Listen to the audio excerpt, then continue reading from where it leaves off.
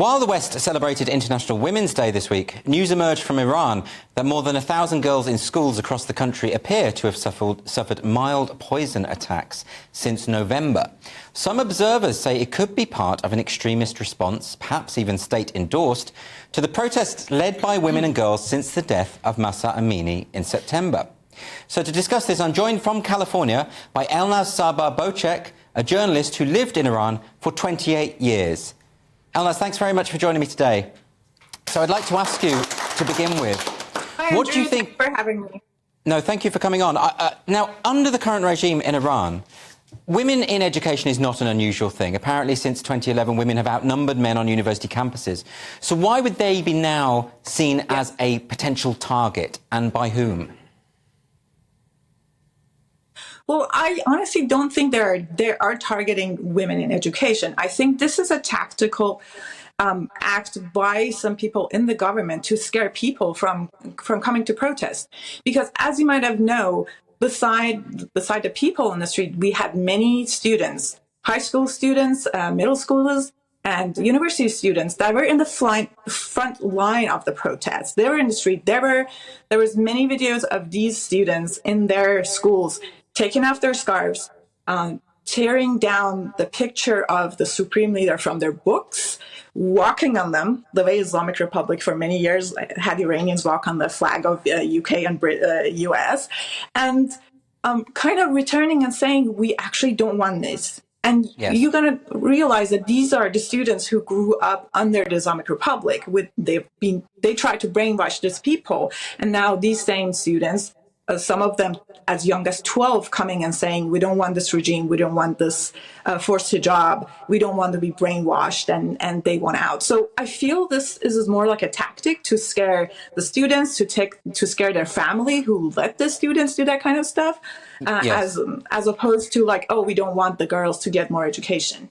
And I think it's really important to reiterate, you know, all of this came about because of what happened to Mahsa Amini, who was killed in custody with the morality police. And we're learning more and more about this, that, you know, that she was beaten, and then the morality police failed to contact the emergency services for 45 minutes. And all of this has obviously sparked out this protest, led largely by young Iranian women.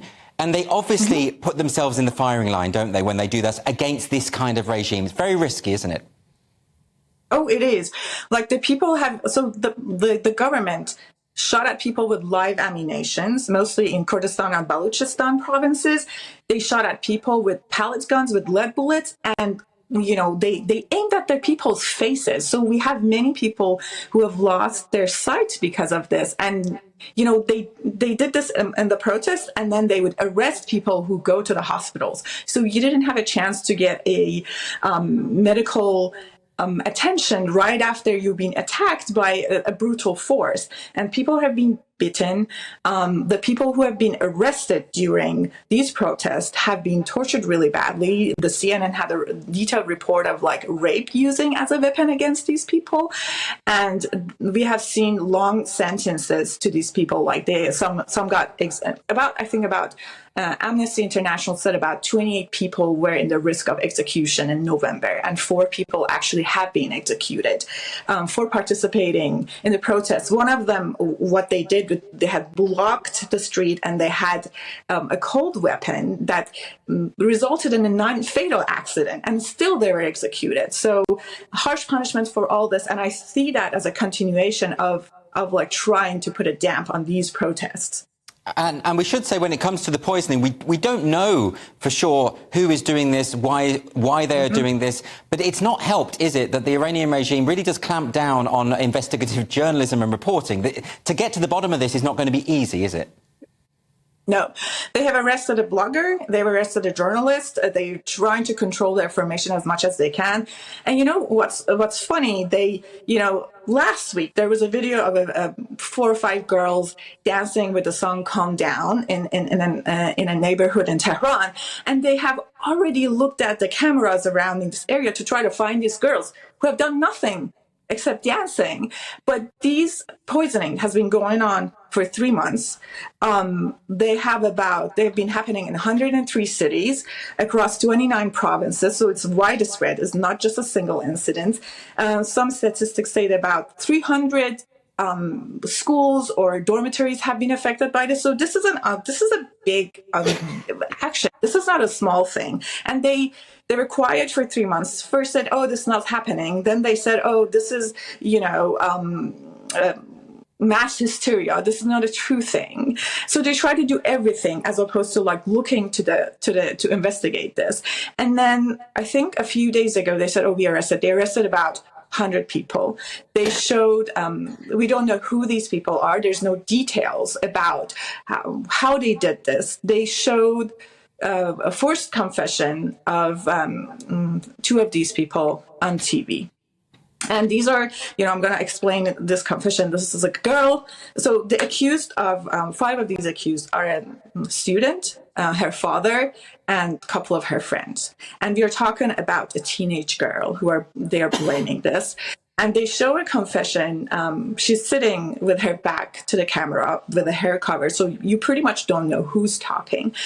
And she goes like, yeah, I called my friend and asked, hey, do you have gas? As opposed to like, they're not buying fireworks. This is like a normal gas we're talking about, and so the girl explains like, oh, I called my friend. They called their friend, and oh yeah, they had gas, so we got it. It's such a ridiculous show put on display, and and the interviewer goes like, well, who's this flame? Who was this person you got the gas from? Reza. Who's Reza? There is no qualification, no detail whatsoever about. Like, no real investigative journalism about who did this. And they are trying to already blame some people. The man they blamed works in a hospital. They caught him recording a film about when the girls were taken to the hospital, which is, could be used as an evidence against the regime. So they have arrested them and they're blaming this person about 100 others. But there's no more information about this out yet. So we don't have transparency, we don't have accountability. Very, very quickly then, do you feel that since the government has tried to ignore all of this, there have been a sharp rise in executions? Are the protests going to quieten down? If you could just answer in very quickly, because we're out of time. So there's weekly protests happening in Zahedan. People gather at night and they chant "Death to Dictator" in the middle of the night on the rooftops. And there was some marches during. I'm sorry, we have to stop there. We are out of time, but it's good to hear that the protests are going onward. Great. Don't go away.